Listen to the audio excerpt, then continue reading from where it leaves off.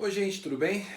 Aqui é o lugar onde eu faço as transmissões ali nas terças-feiras para o Insta da Igreja Central de Curitiba. E como a gente não vai conseguir mais postar, deixar no feed ali do Insta, então vou gravar esses videozinhos e vou deixar à disposição no meu YouTube se você quiser estar compartilhando, tá bom? Hoje pela manhã nós estivemos estudando Provérbios capítulo 13, então se você quiser acompanhar aí Provérbios capítulo 13, tá bom? Eu vou prestar atenção em alguns versos, tá? Que dizem mais que são o foco desse capítulo, tá bom? Ele começa dizendo assim, 13 verso 1. O filho sábio ouve a instrução do seu pai, mas o escarnecedor não atende à repreensão. Então, o foco desse capítulo, na maior parte dos versículos aqui, dos textos que vão ser trabalhados, tem a ver com o relacionamento pai e filho. Filho e pai, tá bom? Salomão, quando escreve isso aqui, a gente tem que perceber o seguinte, o contexto, tá bom? Davi, ele já era um homem mais maduro. Salomão teve o pai muito presente. Davi já não saía mais para as guerras como ele fazia antigamente. Ele já não ficava longos períodos fora de casa. Ele era um homem focado agora.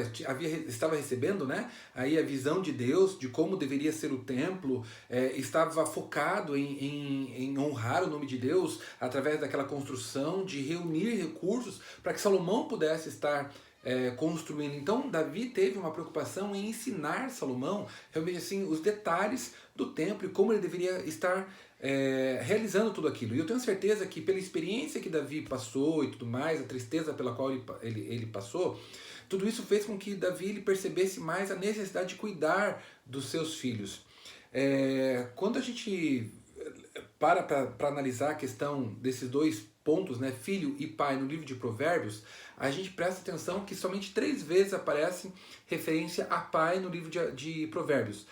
Porém, existem 15 referências a filhos. E normalmente dizendo assim para os filhos: filhos, deem ouvidos à repreensão, né? Dos seus pais, filho meu, ouve a minha repreensão, os meus conselhos e tudo mais. Já para o pai, é sempre exaltando aquilo que ele fez, aquilo que ele orientou os seus filhos, né? Então veja, Salomão, ele teve. Os irmãos dele tiveram muitos problemas, né? Então, teve questão que um lá forçou a irmã, o outro lá violentou, né, a irmã, o outro tentou se levantar contra o reino, o outro foi morto por um irmão, o outro matou o irmão, o irmão matando o outro, todo mundo se perseguindo e perseguindo Davi, Davi fugindo por um, trazendo para si o reino, o outro buscando para si o reino, e foi aquela bagunça toda durante aí esses anos iniciais da vida de Salomão. E tudo isso por causa da traição de Davi e o assassinato que ele cometeu. O que eu percebo é assim, o adultério ele sempre vai ser pintado por Satanás em cores bem coloridas.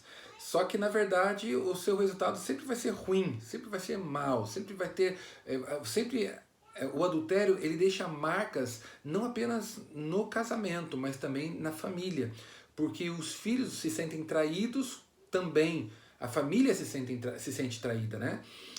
O cônjuge se sente abandonado e normalmente aquele que parte, ele parte para uma ilusão, porque na verdade problema sempre vai ter em todos os lugares, apenas vai mudar o nome e a maneira dele se expressar, mas problema sempre vai ter e a gente sempre vai ter que ter disposição de estar corrigindo esses problemas, né?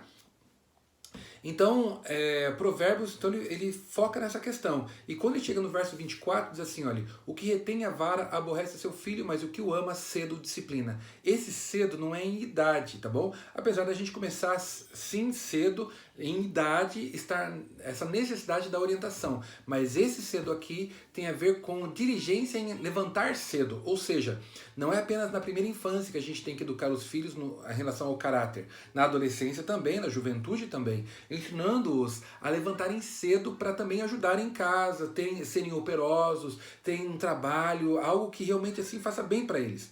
O meu filho eu ensino todo dia, a gente vai na cama dele e fala assim, filho, é hora de você arrumar a cama. A responsabilidade dele em arrumar a cama é o travesseiro. Ele tem que colocar o travesseiro dele no lugar dele, em pezinho, com o dinossauro para cima. É isso. Eu vou lá, estico o lençolzinho, dobro a coberta e tá feito o brick.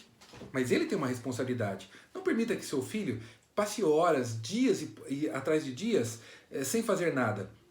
Aqui no verso 20, no verso 20 diz assim, ó, quem anda com os sábios será sábio, mas o companheiro dos insensatos se tornará mau.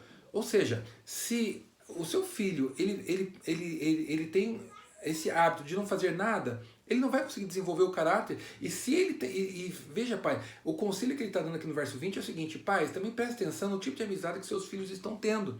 É sua responsabilidade também criar no seu filho uma consciência que ele seja capaz de escolher mesmo quando não esteja com você. Que ele seja capaz de escolher quando estiver sozinho. Então que Deus te abençoe, tá bom? Para que realmente os seus filhos sejam uma bênção na sua vida e você seja uma bênção na vida dos seus filhos também, tá bom? Um grande abraço, tenha um bom dia, Deus te abençoe e te guarde. Fui!